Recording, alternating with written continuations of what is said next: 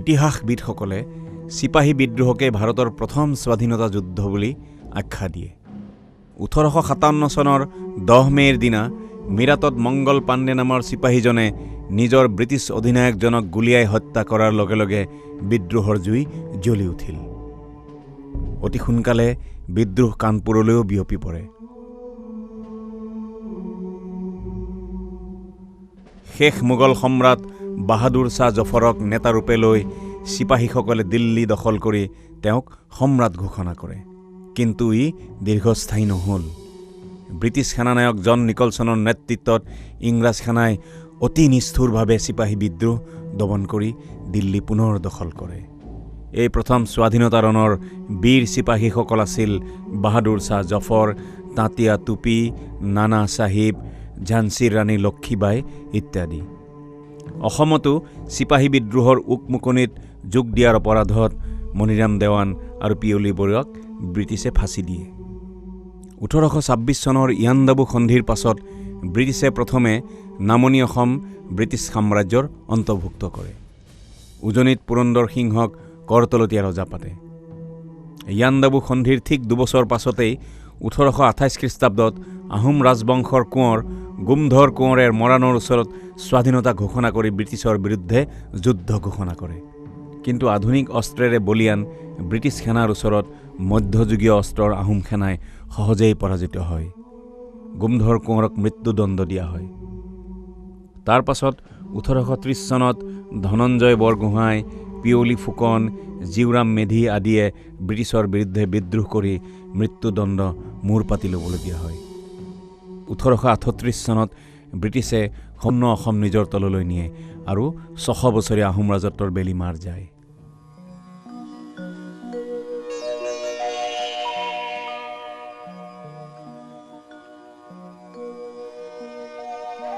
« 1920 চনৰ অসহযোগ আন্দোলনে অসমকো ধুৱাই যায়।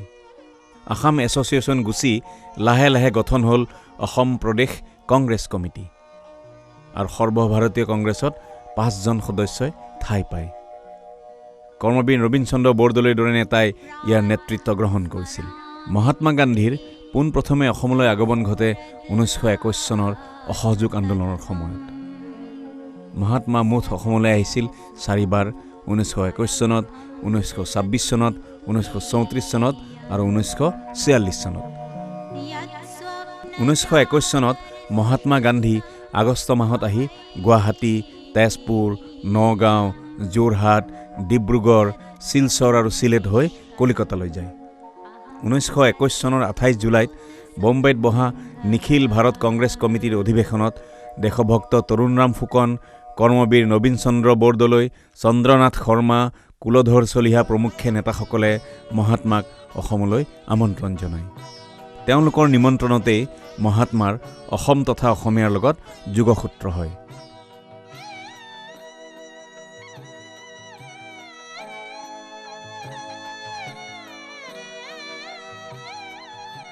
প্ৰথম অসম ভ্ৰমণত মহাত্মাৰ লগত আহিছিল তেওঁৰ সম্পৰ্কীয় যমুনা দাস গান্ধী, প্ৰভু দাস গান্ধী, কৃষ্ণ দাস, মৌলানা মহম্মদ আলী, বেগম মহম্মদ আলী।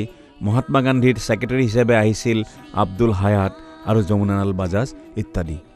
1921 চনৰ 17 জানুৱাৰীত মহাত্মাই দাৰ্জিলিং মেইলেৰে অসমলৈ ৰাওনা হয়। অসমৰ সীমাৰ পৰা আগুৱাই আনে কৰ্মবীৰ নবীন চন্দ্ৰ বৰদলৈয়ে। পিছদিনা আমিনগাঁও ষ্টেচনত নামি জাহাজেৰে ব্ৰহ্মপুত্ৰ পাৰ হৈ তৰুণৰাম ফুকনৰ আলহী হয়। জাহাজ আমিনগাঁৱৰ পৰা পাৰ হওঁতেই বিশাল জনতাই গান্ধীজীক আদৰণি জনায়।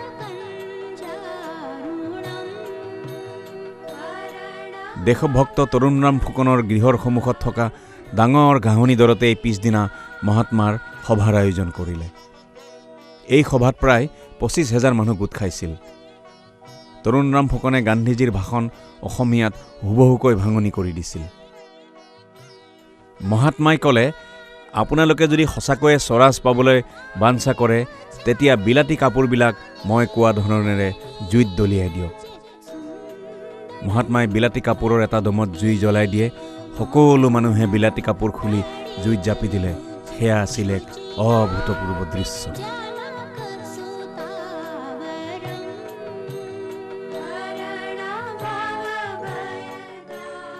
তাৰ পাছতে 21 আগষ্টত মহাত্মা গান্ধীয়ে তেজপুৰলৈ বুলি ব্ৰহ্মপুত্ৰৰ জাহাজেৰে ৰাওনা হয়। সেই যাত্ৰা পথত মহাত্মাই হস্তিপুথি, অসমীয়া ৰামায়ণ আৰু মহাভাৰতৰ অনুবাদ দেখি অসমীয়াৰ ঐতিহ্যৰ ভূয়সী প্ৰশংসা কৰিছিল। জাহাজত যাওঁতে তেওঁ ব্ৰহ্মপুত্ৰৰ দুয়োপাৰে প্ৰাকৃতিক সৌন্দৰ্য দেখি মুগ্ধ হৈছিল। তেজপুৰতো এখন মনোমোহা সভাত মহাত্মাই ৰাইজক সম্বোধন কৰে। দেশভক্ত তৰুণৰাম ফুকনে এটাও শব্দ হেৰফেৰ নোহোৱাকৈ মহাত্মাৰ ভাষণ ৰাইজক ভাঙনি কৰি দিয়ে। তেজপুৰত অমিয় কুমাৰ দাস, চন্দ্ৰনাথ শৰ্মা, লক্ষীধৰ শৰ্মা আদিয়ে মহাত্মাক সহযোগ দিছিল। তেজপুৰত মহাত্মাক ৰখা হৈছিল হৰিবিলাস আগৰৱালাৰ ঘৰত। পিছলৈ তেওঁৰেই নাতি অসমৰ সুযোগ্য সন্তান জ্যোতিপ্ৰসাদ আগৰৱালাই অনেক বিপ্লৱী গীত লিখি আন্দোলনকাৰীক উদ্বুদ্ধ কৰিছিল।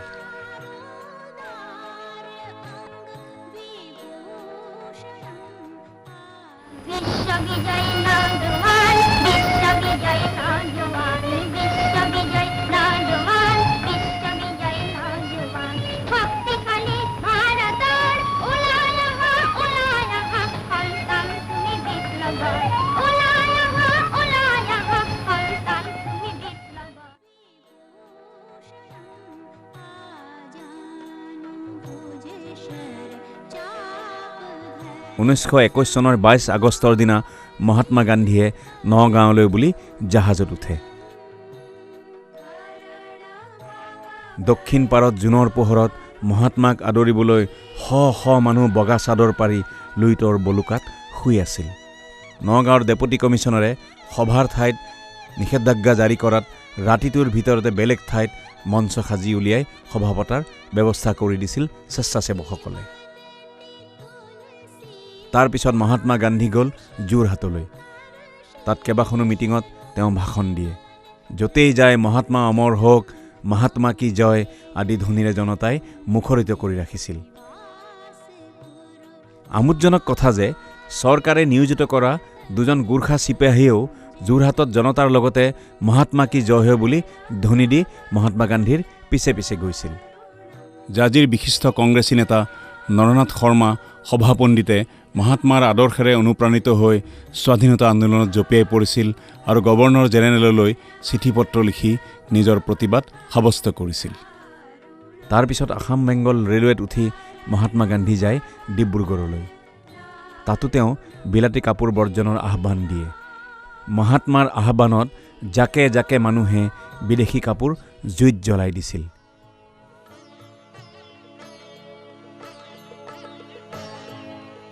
ডিব্ৰুগড়ত মহাত্মাই মাৰোৱাৰী সম্প্ৰদায়ৰ লোকসকলৰ লগতো আলোচনা কৰে। তেওঁলোকেও বিদেশী বস্ত্ৰ আমদানি নকৰাৰ প্ৰতিশ্ৰুতি দিয়ে। ডিব্ৰুগড়ত গৈ কৰ্মবীৰ নবীন চন্দ্ৰ বৰদলৈও মহাত্মাৰ লগ লাগে। ডিব্ৰুগড়ৰ পৰাই মহাত্মাৰ উভতনি যাত্ৰাৰ আৰম্ভ হয়। তাৰ পৰাই তেওঁ লামডিং, শিলচৰ আৰু চিলেট হৈ কলিকতালৈ যায়। গান্ধীজীয়ে অসমক বহুত ভাল পাইছিল আৰু তাৰ প্ৰমাণ ইতিহাসত স্পষ্ট আখৰেৰে লিখা আছে। যেতিয়া ভাৰত বিভাজন হৈছিল তেতিয়া অসমক চি গ্ৰুপত অন্তৰ্ভুক্ত কৰা হৈছিল আৰু তেতিয়া গোটেই অসমবাসীয়ে গোপীনাথ বৰদলৈৰ নেতৃত্বত এই গ্ৰুপিঙৰ প্ৰতিবাদ কৰিছিল আৰু এই প্ৰতিবাদৰ সময়ত নিখিল ভাৰত কংগ্ৰেছ কমিটিৰ নেতা হিচাপে মহাত্মা গান্ধীয়ে অসমক পূৰ্ণ সমৰ্থন জনাইছিল আৰু তেওঁ নিজেও চি গ্ৰুপৰ পৰা অসমক ওলাই আনিবৰ কাৰণে অসমে প্ৰতিবাদ কৰাটো তেওঁ সমৰ্থন জনাইছিল আৰু এই কাৰণেই অসমে গ্ৰুপিঙৰ পৰা ৰক্ষা পালে আৰু আজি অসম তথা উত্তৰ পূৰ্বাঞ্চলে ভাৰতৰ লগত একেলগে থাকিবলৈ আমি তাৰ কাৰণে সুবিধা পাইছোঁ। আৰু দ্বিতীয়তে মহাত্মা গান্ধী যেতিয়া অসম ভ্ৰমণ কৰি অসমলৈ আহিছিল তেতিয়া তেওঁ অসমৰ শিপিনীসকলক বহুত প্ৰশংসা কৰিছিল। মহাত্মা গান্ধীয়ে নিজেই কৈছিল যে অসমৰ শিপিনীয়ে তাঁতৰ পাতত সপোন ৰচিব পাৰে। সেইকাৰণে আমি মহাত্মা গান্ধীৰ কাৰণে আজি আমাৰ অসমৰ ৰাইজে সদায় আমি চিৰকৃতজ্ঞ হৈ আছোঁ। ভৱিষ্যতেও আমি তেখেতৰ বাবে কৃতজ্ঞ হৈ থাকিম।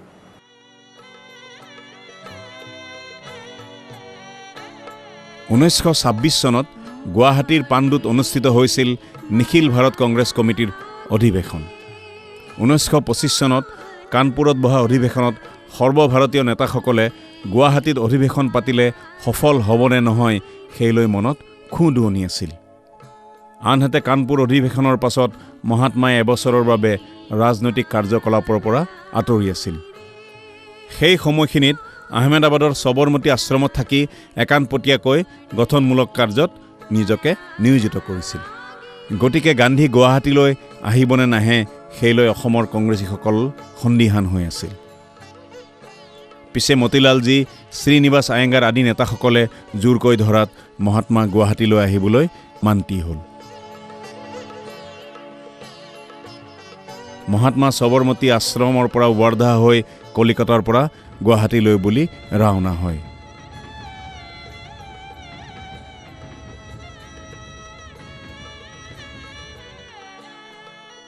পাণ্ডু অধিৱেশনত মহাত্মাৰ বাবে সজোৱা এটা আটোমটোকাৰী পজালৈ দেশভক্ত তৰুণৰাম ফুকনে আগবঢ়াই লৈ যায়।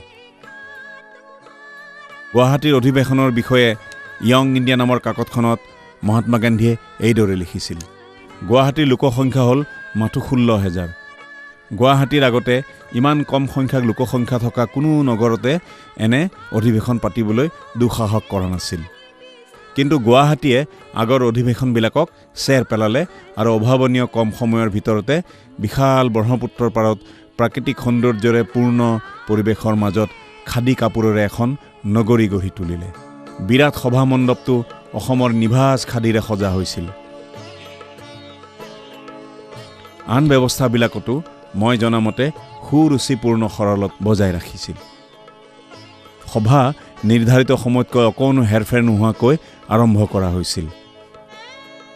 অম্বিকাগিৰি ৰায়চৌধুৰীৰ আজি বন্দুকি ছন্দেৰে সমাগত বীৰাত নৰ নাৰায়ণ ৰূপ এই গীতটিৰ পিছতেই দেশভক্ত তৰুণৰাম ফুকনে আগবঢ়াইছিল আদৰণি ভাষণ। আদৰণি ভাষণৰ পিছতেই সভাপতিয়ে বিপুল হৰ্ষধ্বনিৰ মাজত তেওঁৰ অভিভাষণ সম্পূৰ্ণ কৰে। পিছে স্বামী শ্ৰদ্ধানন্দৰ হত্যাৰ বাতৰিয়ে হৰ্ষতে বিষাদ সানিছিল যদিও তেওঁৰ বিৰচিত মৃত্যুক সকলোৱে শ্ৰদ্ধা জনাইছিল। 1934 চনত মহাত্মা গান্ধী তৃতীয়বাৰৰ বাবে অসমলৈ আহি অসমৰ বিভিন্ন ঠাইত ঘূৰি ফুৰিছিল। এই ভ্ৰমণ আছিল মহাত্মাৰ হৰিজন সফৰৰ এক অংশ। 1930 চনৰ পৰা 1934 চনলৈ একেৰাহে সত্যাগ্ৰহ আন্দোলন চলি আছিল। পিছে গান্ধী আৰউইন চুক্তি অনুসৰি কিছুদিনলৈ সত্যাগ্ৰহ স্থগিত ৰখা হৈছিল। কিন্তু ঘূৰণীয়া মেজৰ মেলত অংশ লৈ বিলাতৰ পৰা ঘূৰি অহাৰ পিছতে গান্ধীক গ্ৰেপ্তাৰ কৰে। মহাত্মাৰ স্পষ্ট ধাৰণা আছিল যে অনুন্নত সম্প্ৰদায়বিলাকৰ বাবে সুকীয়া সমষ্টি, সুকীয়া সংৰক্ষণ ব্যৱস্থাৰে অস্পৃশ্যতা গুচাব নোৱাৰি, আৰু ইয়াৰে ফলশ্ৰুতি আছিল হৰিজন সফৰ। মহাত্মা গান্ধী 1934 চনৰ 10 এপ্ৰিলৰ দিনা গোলোকগঞ্জ ৰেল ষ্টেচনত নামি পিছদিনা হৰিজন উন্নতি সভা এখনত যোগ দিয়ে। এই সভাখনত মহাত্মাই কৈছিল, অস্পৃশ্যতা গুচোৱাৰ অৰ্থ উচ্চৰ নিচৰ ভাৱটো পৰিহাৰ কৰা আৰু একেজন ঈশ্বৰৰ সকলো সন্তান বুলি মানৱ মাত্ৰকে ভবা আৰু এই মানৱৰ ভাতৃত্বত বিশ্বাস কৰা। অস্পৃশ্যতা সম্পৰ্কে যি আচাৰ নিয়ম কম বেছি পৰিমাণে ভাৰতৰ সকলো অঞ্চলতে চলি আহিছে সেই বিষয়ে আমাৰ কোনো শাস্ত্ৰত নিৰ্দেশ নাই বুলি মই নিসংকোচে কওঁ। অস্পৃশ্যতা নিবাৰণৰ দৰে এটা মহান উদ্দেশ্যত মই আপোনালোকৰ সহায় আৰু আশীৰ্বাদ বিচাৰিছোঁ। গোলোকগঞ্জ আৰু ধুবুৰীত মানুহে মহাত্মাৰ হৰিজন সফৰৰ মিটিঙত মুক্ত হস্তে ধন সোণ দান কৰিছিল। এই সমুদায় ধন হৰিজন কল্যাণৰ বাবে গ্ৰহণ কৰা হৈছিল। তাৰ পাছত মহাত্মাই চাপতগ্ৰাম, সৰভোগ, ৰঙিয়া, টংলা, ৰঙাপাৰা হৈ তেজপুৰ পায়গৈ। এই সকলো ঠাইতে তেওঁ হৰিজনসকলক সমভাৱে জ্ঞান কৰিবলৈ মানুহক আহ্বান দিছিল। তেজপুৰত তেওঁ মিউনিচিপালিটিৰ স্বাস্থ্যকৰ্মীসকলৰ ঘৰসমূহৰ ভিতৰত সোমাই গৈ নিৰীক্ষণ কৰিছিল। এই সকলো ঠাইতে ৰাইজে মুক্ত হস্তে হৰিজন উন্নতিৰ বাবে মহাত্মাৰ হাতত দান বৰঙণি আগবঢ়াইছিল। পিছদিনা তেজপুৰৰ পৰা জাহাজেৰে আহি মহাত্মা গুৱাহাটী পায়। জাহাজঘাটত ডক্টৰ হৰিহৰ দাস, ডক্টৰ ভুৱনেশ্বৰ বৰুৱা, মীৰাবেন আদিয়ে মহাত্মাক আদৰে।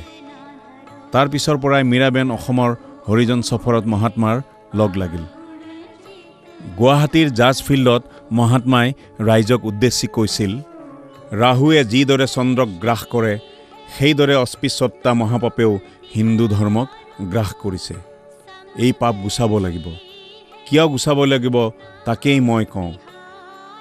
জন্মৰ বাবেই কিছু লোক ডাঙৰ আৰু কিছু লোক সৰু, এই ভাৱটো অস্পৃশ্যতা কথাষাৰত নিহিত হৈ আছে। কিছুমানক সৰু বুলি ধৰাটো আৰু কিছুমানক ডাঙৰ বুলি ধৰাটো মহাপাপ। এই কথাষাৰ আমাৰ ধৰ্মই সমৰ্থন নকৰে। এই অস্পৃশ্যতা ভাৱৰ কাৰণেই আমি আজি তলত পৰি আছোঁ। আমি সকলোৱে ভগৱানৰ সন্তান। পিতৃৰ চকুত সকলো সন্তানেই সমান। ভগৱানে কেতিয়াও ইজনক ডাঙৰ সিজনক সৰু বুলি নধৰে। মানুহে মানুহক ঘিণ কৰাটো অন্যায় আৰু মহাপাপ। তাৰ পাছত মহাত্মা ফুলগৰী বেবেজীয়া হৈ নগাঁৱলৈ যায়। নগাঁৱৰ সভাত তেওঁ কৈছিল, যি ঠাইত মহাপুৰুষ শংকৰদেৱে জন্মগ্ৰহণ কৰিছিল সেই ঠাইত অস্পৃশ্যতাৰ ভাৱ এতিয়ালৈকে জীয়াই থাকিবলৈ দিয়াটো মহাকলংক। এই কলংক গুচাবলৈ যত্ন কৰা উচিত। অসমত অস্পৃশ্য কি এই বুলি প্ৰশ্ন কৰাত মহাত্মাই কয়, অসমৰ অস্পৃশ্য হৈছে কানি। এই মহাবিহকে অসমীয়া অস্পৃশ্য বুলি ধৰি লৈ ঘিণ কৰি ইয়াৰ পৰা আঁতৰত থকা উচিত। নগাঁৱৰ ৰাইজে 500 টকাৰ ধনৰ টোপোলা এটা হৰিজন কল্যাণৰ বাবে মহাত্মাৰ হাতত তুলি দিয়ে। ইয়াৰ পাছত চাপৰ মুখ হৈ মহাত্মা গোলাঘাটলৈ যায়। শংকৰ প্ৰসাদ বৰুৱাৰ তত্ত্বাৱধানত Golaghat municipal local board, Kaibarta সন্মিলন, মহিলা সভা আদিয়ে মহাত্মাক সুকীয়াকৈ অভিনন্দন জনায় আৰু 1000 টকাৰ ধনৰ টোপোলা এটি আগবঢ়ায়। তাৰ পিছত মহাত্মাই যোৰহাট নগৰীত দুদিনৰ বাবে থিতাপি লয় চন্দ্ৰকান্ত সন্দিকৈ ভৱনত। যোৰহাটত কুলধৰ চলিহা, গুণগোবিন্দ দত্ত, কৃষ্ণনাথ শৰ্মা, দেৱেশ্বৰ শৰ্মা আদিয়ে আগভাগ লৈ সভা সফল কৰি মুঠ 1000 টকা মহাত্মাৰ হাতত হৰিজন কল্যাণৰ বাবে দান দিয়ে।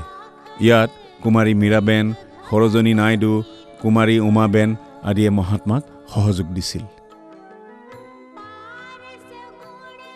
যোৰহাটৰ পাছত মহাত্মা শিৱসাগৰলৈ যায়।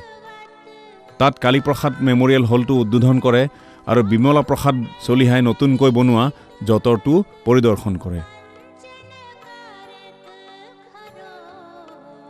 মহাত্মাৰ এই হৰিজন সফৰৰ পিছৰ পৰ্যায়ৰ ঠাই আছিল ডিব্ৰুগড় আৰু তিনিচুকীয়া। অসমৰ পৰা উভতাৰ পথত তেওঁ পাণ্ডু ঘাটত গোট খোৱা ৰাইজক সম্বোধি কৈছিল, আজি অসম এৰিবৰ সময়ত মই কওঁ, অসমৰ প্ৰাকৃতিক শোভা ইমান মনোৰম যে মই চকু আঁতৰাবলৈ টান পাইছোঁ। ব্ৰহ্মপুত্ৰ নদ অসমৰ বুকুৰ ওপৰেদি বৈ যোৱাত আৰু সময়মতে যথেষ্ট বৰষুণ হোৱাৰ বাবে অসম দেশখন সোণৰ খনি হৈছে। কিন্তু এই সোণ উলিয়াবলৈ অসমীয়াক লাগে উদ্যম, অসমীয়াক লাগে উদ্যোগ। সমাজৰ প্ৰত্যেক অংগই যদি ঠিকমতে কাম কৰে তেন্তে অসম দেশখন দেখাত যিদৰে ধুনীয়া সেইদৰে সমৃদ্ধিশালীও হ'ব। অসমীয়াৰ ওচৰত মোৰ এয়েই শেষ কথা।